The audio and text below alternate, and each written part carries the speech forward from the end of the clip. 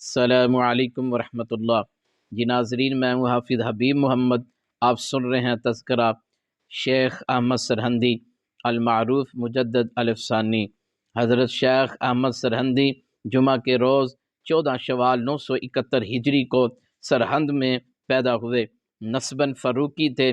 سلسلہ نسب 27 واسطوں سے حضرت عبداللہ بن عمر رضی اللہ تعالی عنہ کے ذریعے امیر المؤمنین حضرت عمر بن خطاب رضی اللہ تعالی عنہ سے ملتا ہے۔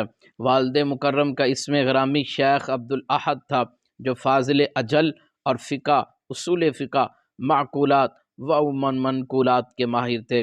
طریقت و تصوف میں بھی کامل تھے۔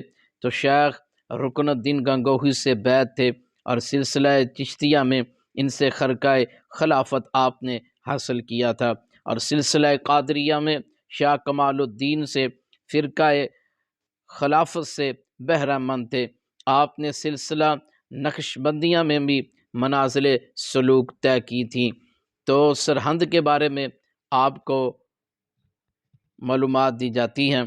تو سرہند کے بارے میں معلومات حاصل کرنے سے پہلے آپ سے التماس ہے کہ علماء حدیث پاک و ہند جو یہ چینل ہے، اس کو سبسکرائب کریں، اس ویڈیو کو لائک کریں۔ تو سرہند ایک مشہور شہر ہے جو ضلع پٹیالہ مشرقی پنجاب میں واقع ہے۔ یہ اصل میں سہرند تھا، جس کے معنی شہروں کا جنگل ہے۔ زمانہ قدیم میں یہ علاقہ بہت بڑا جنگل اور شیروں کا مسکن تھا۔ تو شیخ احمد سرہندی نے ابتدائی تعلیم اپنے والد محترم سے حاصل کی۔ پہلے قرآن مجید حفظ کیا، پھر تفسیر، حدیث اور علوم عقلیہ کی تکمیل کے لیے کبار علماء کرام سے رجوع کیا، اور سیالکوٹ میں مشہور محدث مولانا یعقوب صرفی کشمیری سے سند حدیث حاصل کی۔ مولانا کمال الدین کشمیری سے معقولات کی بعض کتابیں پڑھیں۔ حافظہ اس قدر تیز تھا کہ 17 سال کی عمر میں تمام علوم مروجہ سے فارغ ہو گئے تھے، اور سرہند میں درس و تدریس اور تصنیف و تالیف کا سلسلہ شروع کر دیا۔ شیخ احمد سرہندی کے زمانے میں دلی کی مسند تصوف پر حضرت خواجہ باقی باللہ متمکن تھے۔ تو شیخ دلی میں ان کی خدمت میں حاضر ہوئے۔ قلیل مدت میں انہوں نے حضرت خواجہ سے تمام مراتب سلوک طے کر لیے۔ تو خواجہ باقی باللہ کے حکم سے شیخ احمد سرہندی وارد لاہور ہوئے۔ لاہور میں ان کے علمی فیوز و کمالات نے بڑی شہرت پائی۔ یہاں بہت سے مشائخ نے ان سے فیض حاصل کیا۔ شیخ احمد سرہندی کی پیدائش شہنشاہ ہند جلال الدین اکبر کے عہد میں ہوئی۔ جلال الدین اکبر نے اسلامی احکام و اوامر کو ترک کر کے اس نے ہندوانہ رسوم کو اپنا لیا تھا، جس کا ذکر ملا عبد القادر جو اس دور کا مورخ تھا، اس نے بھی اس کا ذکر کیا ہے۔ جلال الدین اکبر قرآن کا منکر ہو گیا تھا اور حیات بعد الممات کا انکار کرنے لگا تھا۔ اس نے سجدہ کو اپنے لیے لازم ٹھہرایا، شراب نوشی حلال کی، گائے کا ذبیحہ حرام کر دیا، صوم و صلاۃ اور حج کو منسوخ کر دیا، عربی کی تعلیم کو حقارت کی نظر سے دیکھنے لگا۔ چنانچہ اس دور میں اللہ نے پھر شیخ احمد سرہندی کے دل میں اعلاء کلمت اللہ کا اللہ نے جذبہ پیدا فرما دیا۔ تو شیخ احمد سرہندی بلا شبہ اپنے وقت کے مجدد تھے۔ حضرت علامہ نواب صدیق حسن خان نے اپنی تصنیف میں شیخ کے حالات بیان کیے ہیں اور انہیں مجدد، متبحر عالم، عارف کامل، متبع سنت اور شدید مخالف بدعات قرار دیا۔ حضرت شاہ ولی اللہ اور مرزا مظہر جانے جانا ایسے حضرات کا ان کے سلسلہ طریقت میں داخل ہونا ان کی قدر و منزلت کے ثبوت کے لیے کافی ہے۔ اور حضرت نواب صدیق حسن خان فرماتے ہیں کہ اولیاء کرام میں ان کا مرتبہ ایسا ہے جیسا انبیاء میں اولو العزم نبیوں کا ہے۔ تو حضرت مجدد الف ثانی رحمہ اللہ انتہائی درجہ بلند حوصلہ تھے۔ اس کا اندازہ اس سے ہو سکتا ہے کہ 1025 ہجری میں طاعون کا مہلک مرض پورے زوروں سے شروع ہو چکا تھا۔ اس بیماری میں ان کے خاندان کے متعدد افراد اس کا شکار ہو گئے، اس میں آپ کے 3 بیٹے، 1 بیٹی بھی شامل تھی۔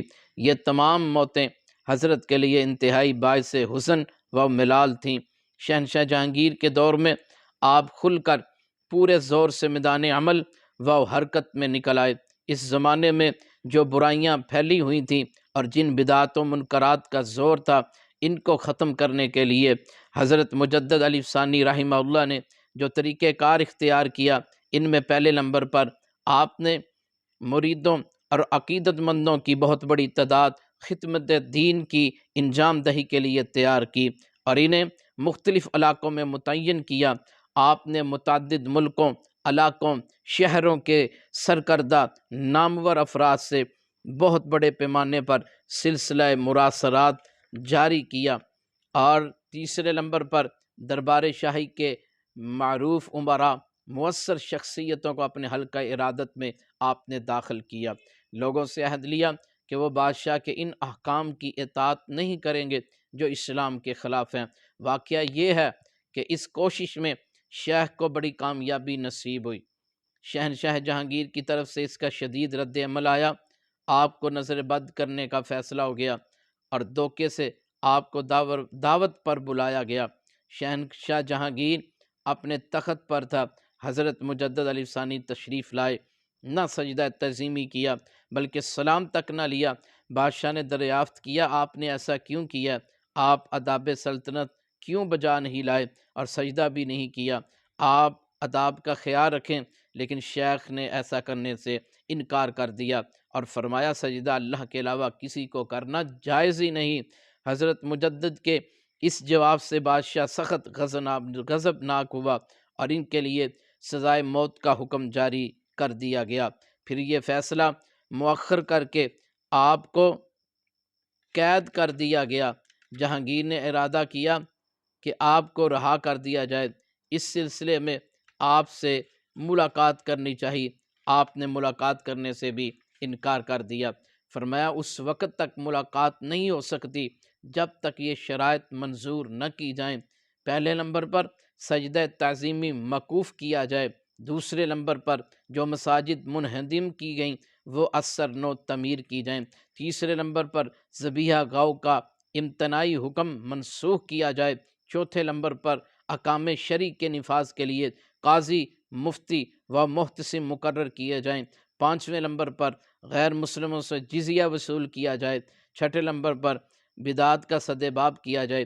بادشاہ نے یہ تمام شرائط منظور کر لیں تو آپ نے آگرہ آ کر ملاقات کی اور شہنشاہ نے آپ کو اپنا مشیر خاص بنا لیا۔ تو حضرت مجدد صاحب کے نزدیک توحید کی تعریف یہ تھی کہ دل اللہ کی طرف توجہ کے سوا ہر چیز سے خالی ہو جائے۔ جب تک دل غیر اللہ کی محبت میں گرفتار رہے، اگرچہ بہت ہی قلیل طور پر ہو، وہ اصحاب توحید میں سے نہیں۔ اس جذبے کے حصول کے بغیر توحید کا دعویٰ کرنا اور توحید کا دم بھرنا ارباب اصول کے نزدیک بے معنی اور بے مقصد ہے۔ دوسری جگہ فرماتے ہیں انبیاء کی بعثت اور دنیا میں تشریف آوری کا مقصد محض یہ ہے کہ انسان غیر اللہ کی عبادت سے دور رہے، فقط اللہ سے وابستگی اختیار کرے۔ اور آپ کے نزدیک اصحاب توحید کی پہچان یہ ہے کہ جو کام اللہ کے پسندیدہ ہیں وہی کام انہیں بھی پسندیدہ ہیں، ناپسندیدہ غلط کاموں کی طرف وہ بالکل توجہ نہیں کرتے، وہ اپنے ایمان کو فروخت نہیں کرتے، وہ تخت شاہی سے تعلقات استوار نہیں کرتے، وہ اللہ کی بادشاہی میں کسی کو شریک نہیں کرتے، وہ صرف دین خالص کے طالب ہیں۔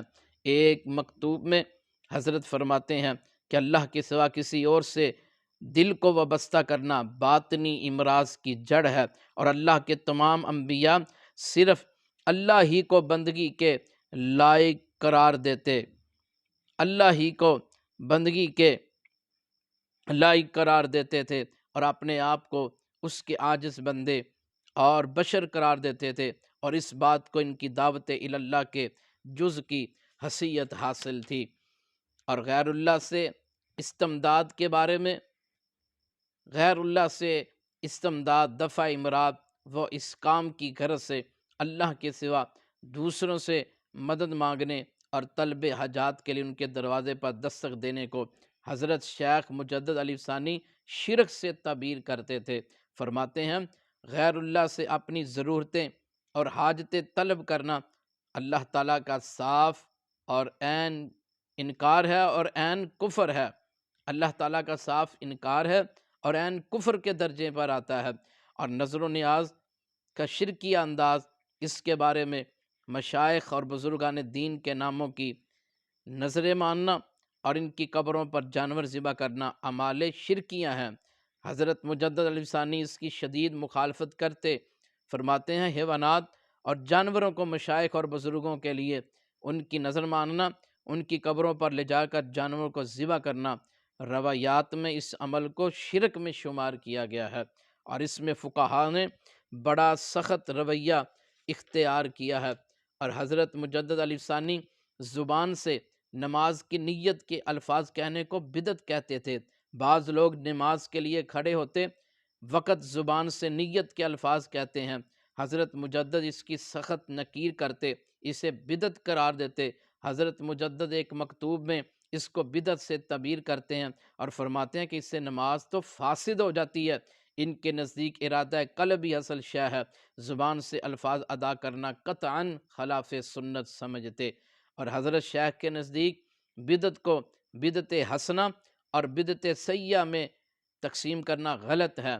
شیخ مجدد نے بدعت کی شدید مخالفت کی ہے اور اس سے انکار کرتے ہیں کہ بدعت دو اقسام پر منقسم ہے، ایک بدعت حسنہ، ایک بدعت سیئہ۔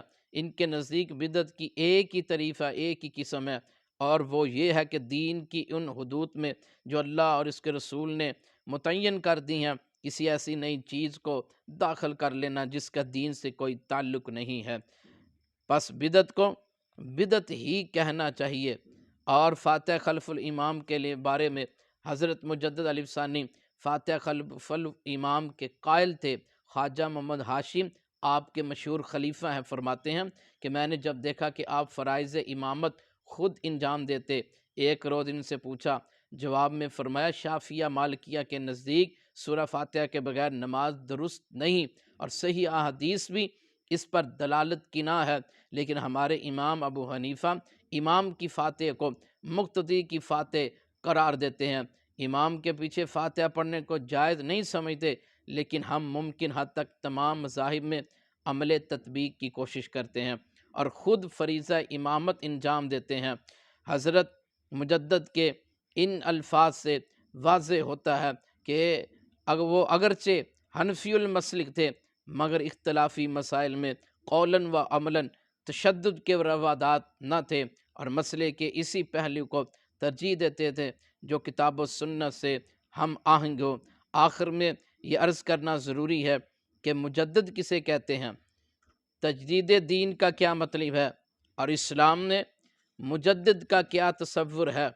حدیث کے الفاظ ہیں کہ اللہ تعالیٰ اس امت میں ہر صدی میں ایسا شخص پیدا کرے گا جو دین کی تجدید کرے گا، یعنی امت محمدیہ میں اللہ ہر صدی میں ایسا شخص پیدا کرتا رہے گا جو لوگوں کو مختلف برائیوں کے ارتکاب سے روکنے اور بدعات و محدثات سے دامن کشا رہنے اور نیکی کے پھیلانے کی تلقین کرے گا۔